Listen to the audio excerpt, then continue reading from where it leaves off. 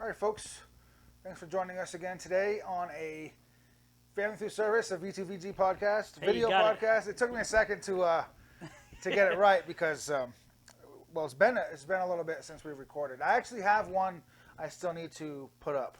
Yeah, we've had a lot going on. Both of our families and the nonprofit has been blown up. Yeah, Um, yeah. so I've been a little bit busy between personal stuff and business stuff going on. But today we're talking about what we're talking about today, Chuck. As far as how about I think we can have a little fun and talk about a serious topic of double standards. double standards, fun and serious, same time. So to start things off, we are not sponsored by, but we absolutely want to give the credit to the Hodge twins because we have purchased the white privilege card from them, which is funny because the Hodge twins are actually black, and so it's really cool that there are people that are black that are pushing this whole opposition of how racist and systemic and all this stuff that's been going on. So, And the white privilege card was developed by Joel. On the back it says Joel Patrick. Is that what it is? You see him? yeah, Yeah, Joel, who's also black. So they're pushing back against this whole white privilege myth, basically, as they see it, and how many people see the narrative of white privilege, at least as it's being portrayed by the woke crowd. well, yeah. You know what's really funny is white privilege didn't exist until privileged white people of economic status started to push the fact that there's this white privilege thing going on. Yeah. So, And then so like AOC, for example. yes, And I'm sure all of our viewers know who AOC is. It's Alexandria Cortez. yeah, Some people call her an occasional Cortex OC. She goes to most recently she went to a gala, a dinner party with a beautiful white dress on, and on the back it says, or was it the front?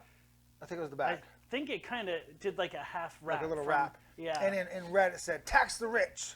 Tax the rich. Wait, how much did it cost for her to get into that?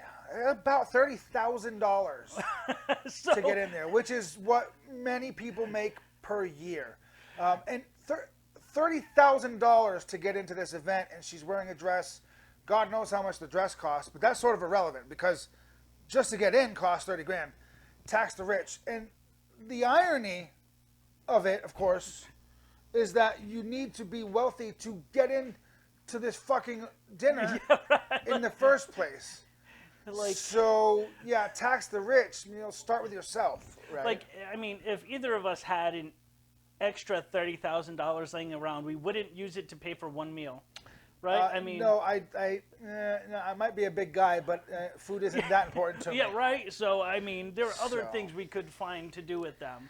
Yeah, and that's sort of like that's kind of analogous to the white privilege coming from primarily, at least the beginning of the narrative, coming from privileged white folks saying Yes. that this exists, and tax the rich, coming from rich people trying to pander to their base.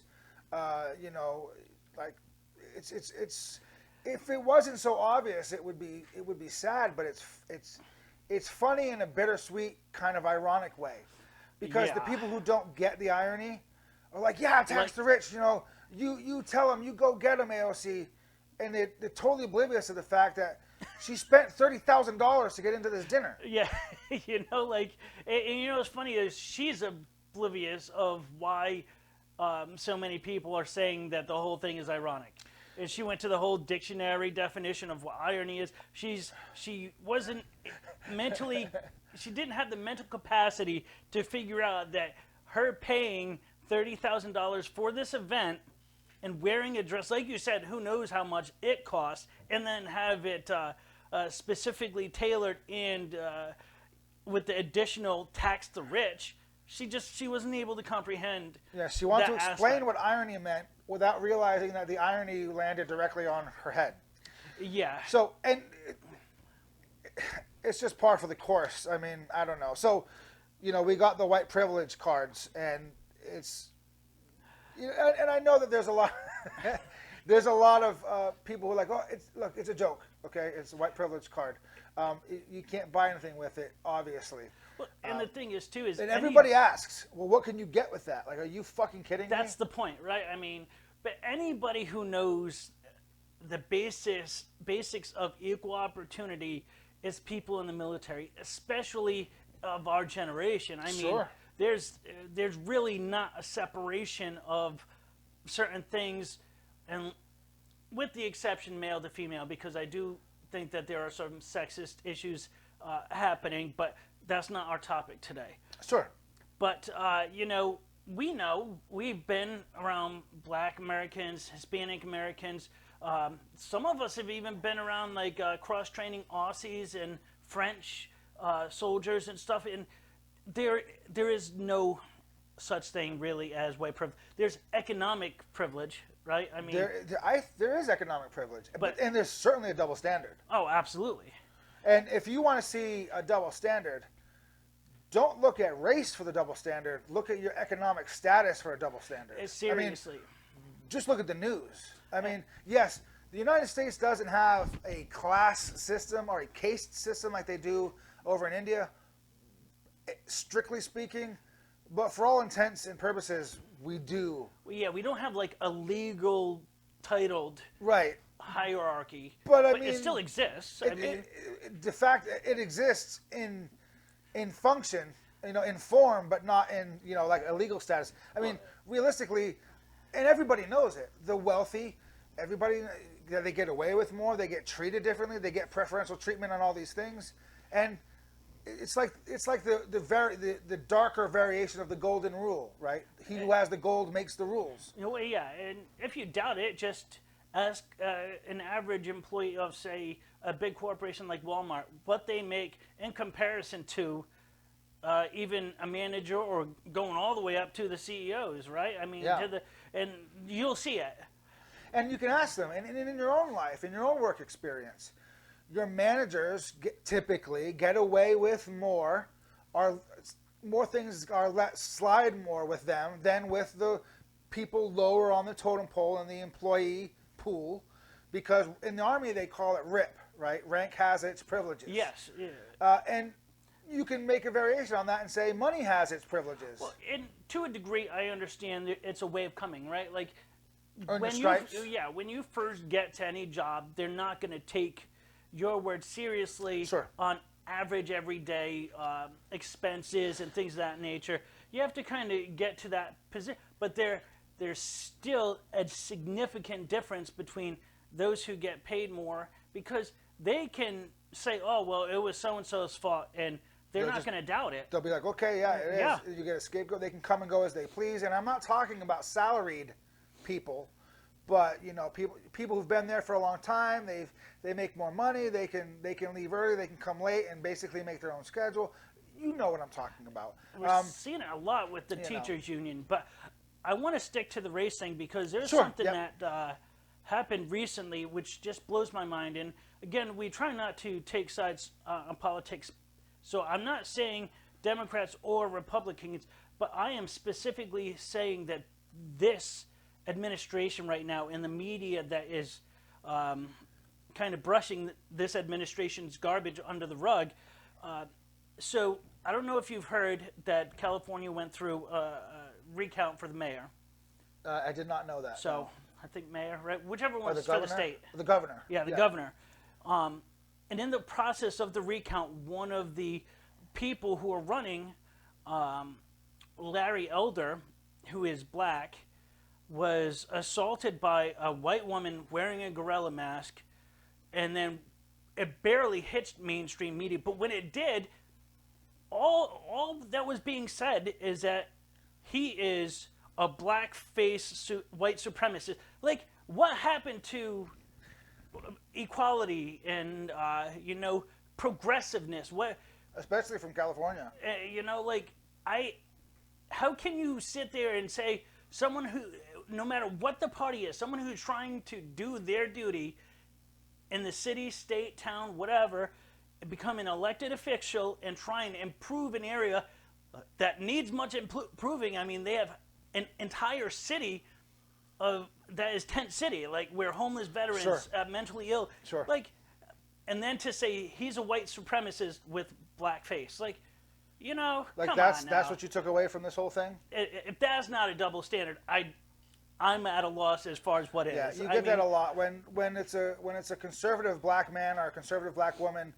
The far left, instead of listening to what they have to say, automatically says, "Oh, they're Uncle Toms," or they're in blackface or whatever. It's like, well, no, but if they perpetuate the far left's narrative, it's see they're speaking from a black perspective, double standard, racial double standard. yeah, it's absurd. They're you know? they're only black if they, basically you can infer what they mean is they're only black if they perpetuate our narrative, but if they say, hey, hold on, that's not exactly true, then well they're not really black, they're just Uncle Toms, or Yeah, they're in that's another one, blackface, yeah. or they're like you can't. It's not the way it works. You know, people of color, you know, black Americans, Hispanic, all Americans have an equal voice in these things, and it shouldn't be based on which narrative you're trying to push forward. It should be based on your experience, and your political angle should be secondary or tertiary or even further out Yeah. on which angle you should be taking that into consideration from. Especially when it's you're sad. taking a very specific area that has an extremely high amount of inner city crime, Sure. gang life, Yeah. homelessness, on top of all the natural disasters. I mean, shit, maybe we should have 4 governors for California with all the stuff going on. Yeah. I mean, it really isn't fair for one person to be responsible for all that.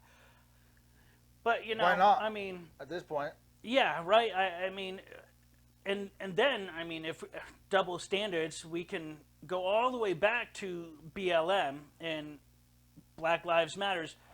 Well, which Black Lives Matter? Because I mean, there was that founder who bought, I don't know, 4-point-something million in homes, 4 separate homes, all in predominantly white gated communities. and Like, then was how forced is out that? of the BLM movement. Like Well, not forced out of the BLM movement, but left the BLM movement unofficially, forced out. unofficially forced out, like Like- forced retirement for that specific reason, because it looked bad for the movement for her to do that. And never mind, no one knows where the money goes. I mean, it's just. But I it's, mean, it's, if you can buy if 4 you houses, can look this information up, and it's all public record. It's just the media doesn't push this stuff out because the media, it doesn't promote their narrative. It's not sensational enough for them. And the media, like I've said before, is an entertainment-driven entity Absolutely. now. Now, back in the day, it was more, this is the news, make up your mind. But now it's more, what's going to get the most bang for your buck? Yeah, absolutely. And you know, there have been good Democratic presidents. Sure there So have. It's Sure there really have. not. Again, it's not based on race. But if you're, you know, let's say you and I are, you know, we're the executives of this organization, and we have a mission to do house or whatever so many veterans, and I go and buy 4 luxury houses in gated communities. Clearly, that's a double standard when you're supposed to be maintaining your mission of how many people could you have gotten off the street with that same amount of money? From That's as a where the charitable double standard organization. really is, you know? Yeah. And right. It's a sad state of affairs when this stuff is happening, and it's not like it's happening where you can't find it. It's not even happening overseas. It's not like they're taking their business elsewhere. It's happening here. It's just not being reported. And when it Yeah. is being reported, it's being brushed under the rug. So I highly encourage people, no matter which side of the fence you're on or which echo chamber you're in, just take a break and just look these up. Look the information up for yourself. If you hear something that goes against your echo chamber, whether it's conservative, liberal, Republican, or Democrat, depending on which end of the spectrum you're on, just look it up and see for yourself. If you're like, no, that can't be true, Just see. Just look it up and see. Because it might be true. It might be true. There might be more, and there usually is, to the story than what you're being told from your favorite news source, media outlet. And for the love of God, please, please, please don't get your news from Facebook memes. Okay? Or Wikipedia. Don't. I've come across so many people who say, "Oh, I saw this this news article on this meme." Like, you realize each individual person can create a meme. Like, there's a meme creator app. Yeah. So, if you do come across something, it should have sources cited, and follow the source, because you can cite a source and still say whatever you want. Follow it. Follow it. Follow it. Follow it. If it seems too good to be true or too sensational to be true, yeah. you have to. We are in control of our own consumption and interpretation of the news. Absolutely true. And because if you're going to perpetuate something, right, you better be damn sure you're right. Otherwise, I feel that you're responsible for the false news, or you're just as responsible as anybody else who says, horseshit that's going around. Yeah, no, absolutely. I think we've beaten up on the race thing. And to lead into your topic, let me start by, hey, Greg, I have nipples. Can you milk me? Yeah. So what's your end of the double standard that we're witnessing?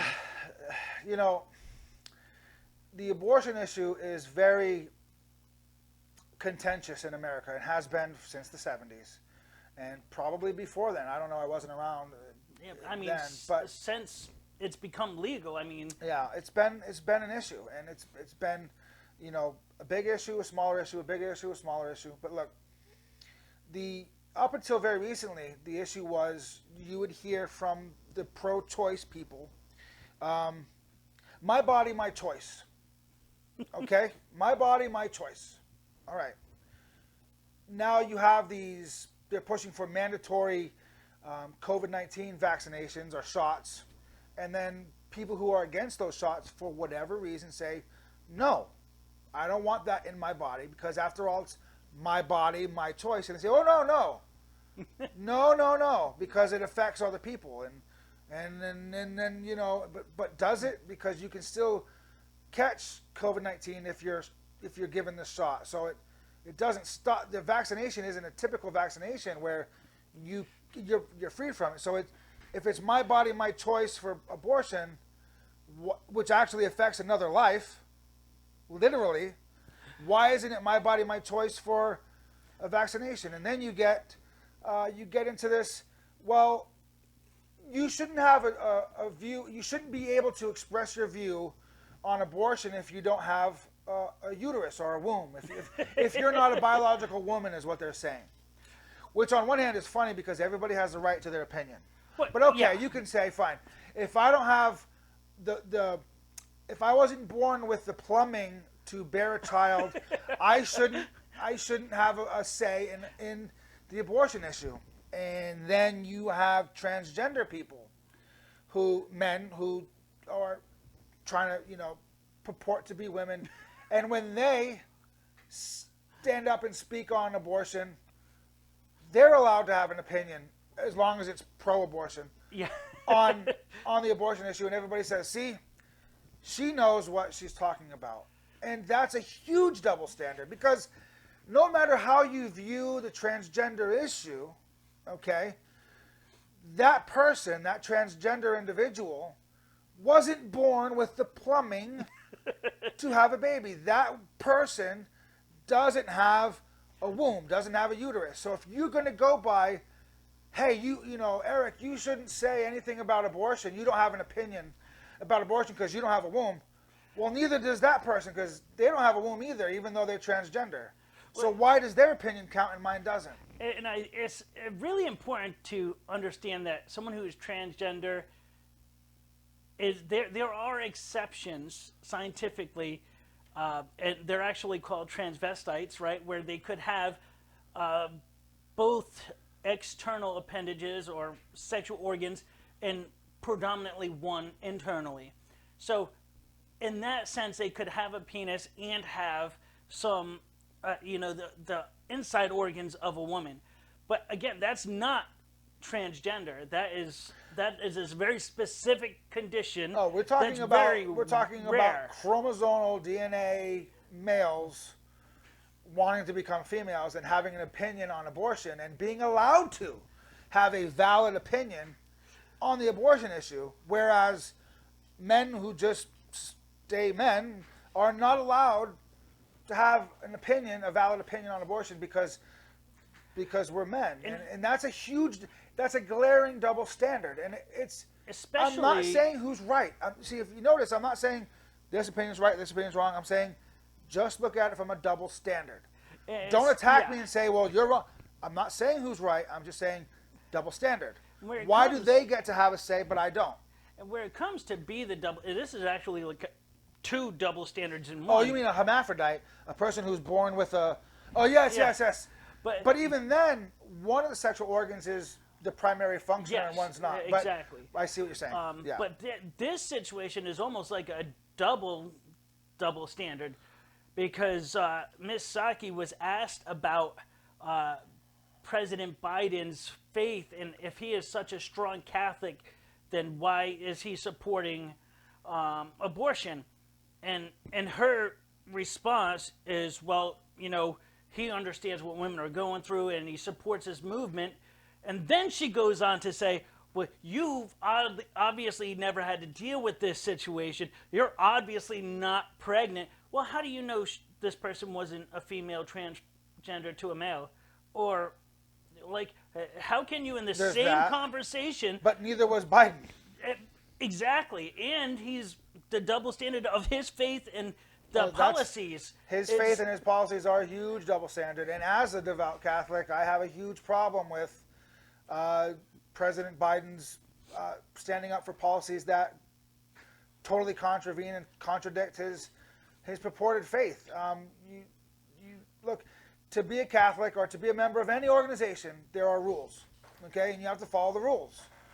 And once you stop following the rules, whatever they are, with whatever organization they are, you're no longer a member in good standing of that organization. I don't care if it's the NFL, right? The NHL. Even politics, right? Republican Party, Democratic Party, whatever. If you stop following the rules of whatever organization you're in, you can no longer, in good faith, say, well, I'm a member of this organization, because you're not following its rules anymore, right? Trump used to be a Democrat. Yeah, so it's what it was. We just took a phone call from the local VA. From the local VA, one of the caseworkers there. So it's very much like, I want to identify as a member of this organization, but I don't want to play by its rules. That's sort of a double standard too. You want all the perks and benefits of being a member of this group, but you don't want to follow its rules. It doesn't work. President Trump, very popular Republican president, used to be a Democrat and had a lot of Democratic policies. Held a lot of Democratic beliefs. But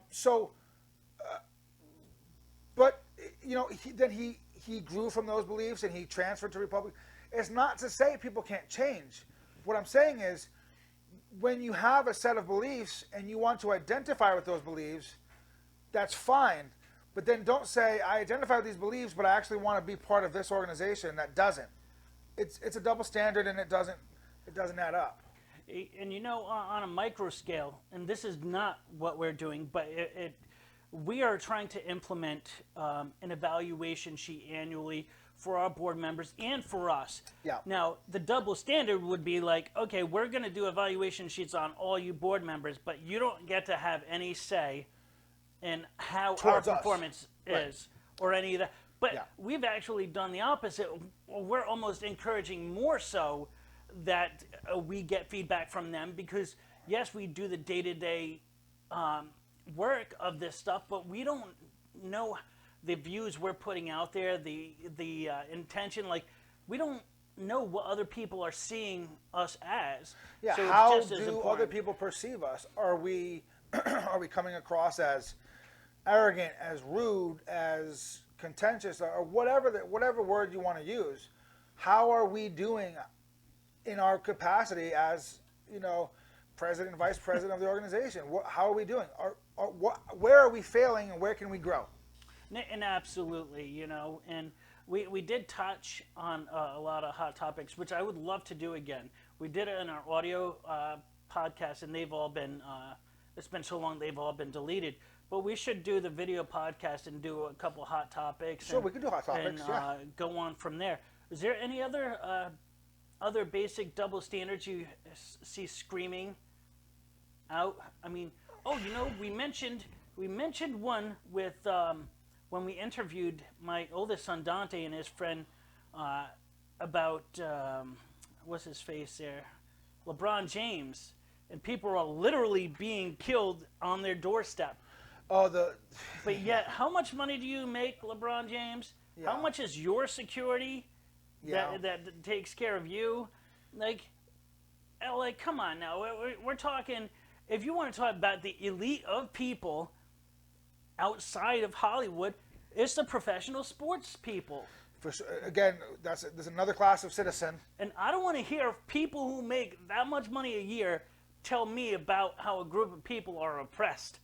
Yeah. Like them. Then you need to do something about it with your money, because I'm paycheck to paycheck over here, working a nonprofit. And that's not to say that some famous sports people haven't. Some have. Oh, absolutely. But the number of them who, Pat Tillman, for example, the number of influential people with money who've actually put their money where their mouth is very small compared to the number of influential people with money who've run their mouth and not actually done anything about it. Like, fucking, who's the 49ers guy? The Colin Kaepernick. Yeah. Kaepernick. Like, he's the one who didn't start the shit, but kind of brought it all to a head. But he's made more money doing that whole taking a knee, than he ever did as a quarterback, because he wasn't that great of a quarterback. But like, but he's like he's engulfed in this movement, right? And that's a huge double standard. Yeah. It's kneeling for oppression when he was adopted by a white family that gave him all these opportunities to get to where he's at. It doesn't make any sense. He should be using his money and his status to say, hey, let's, people of color, let's help each other, lift ourselves up by our bootstraps and make our situation better. Bring people together to bring people up instead of driving people apart. You know, there was this other real shitty quarterback. He was white, though. He always used to take a knee. But he did it in thanks. Mr. Tim Tebow. Tim Tebow. But he got shit for that. He did a lot with his money. He ran all kinds of programs overseas as well as here. And I always dislike the display, because politics and religion shouldn't be part of the sport. That's just my opinion. Not to get into that hot topic. So I didn't care for it, but I understood, hey, but he really did something with his money. He put his money where his mouth was, and still does, apparently. So, but when he took a knee for his personal convictions, he was lambasted for it, and ultimately basically driven away for it. Yeah, but again, we can't blame it all on that, because both of them were barely moderate quarterback. Neither of them were really, but one is being hailed a hero for displaying his personal beliefs, and one was basically made a pariah. He's even been called the Antichrist, because he makes all this money and he does these things, and that's like something the devil would do, and it's just very strange how double standards can change from a president, vice president, to a board member, from media to the average everyday citizen. And you can see double standards in your life. And I think anybody who views this should, like any video that we do, look at double standards and look at what we say with a objective viewpoint. Don't get your emotions involved, and just think about what we say, and then try to consider yourself a reporter or a scientist, and think about things and say, well, where are there double standards that I can see? And just jot them down and say, don't get your emotion involved. Just say, where's the double standard in my life, in my marriage, in my relationship? And then how can you make steps to fix those double standards? Absolutely. Double standards, I think, breed resentment. And they can, right? Yeah. You know, and I do want to say that only one video that we have ever done, one podcast, one video, was ever emotionally charged, and it was the Afghanistan thing. Yeah. And I'll stand by that, which, by the way, is almost to 100 views, Yeah, which that's is amazing. For us, that's our trending video. You know, But that was emotionally charged, but what can we Everything do? else is simply well thought out and just opinions Yeah. of two guys who just kind of want to voice it and possibly entertain and inform people, right? Yep.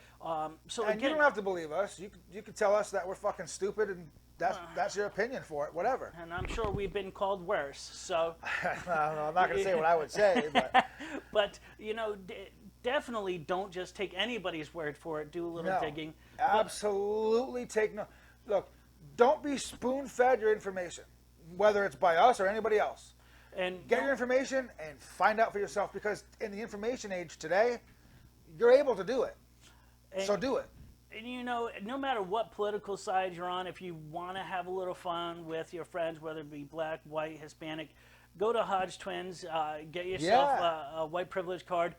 They're really not expensive. It's a fun joke. It's, you know, it's a good thing to have, and it's just another way to kind of bring light of all the crazy chaos that's going on right now. Plus, you're supporting some good people. who are if you trying to sort do- of believe that, right? If you believe in their mission and their cause, and you know, it's they're funny. the Hodge Twins they're funny. funny. dudes. Yeah, So, they're great. And if you don't know who we're talking about, look them up. absolutely. Thank you.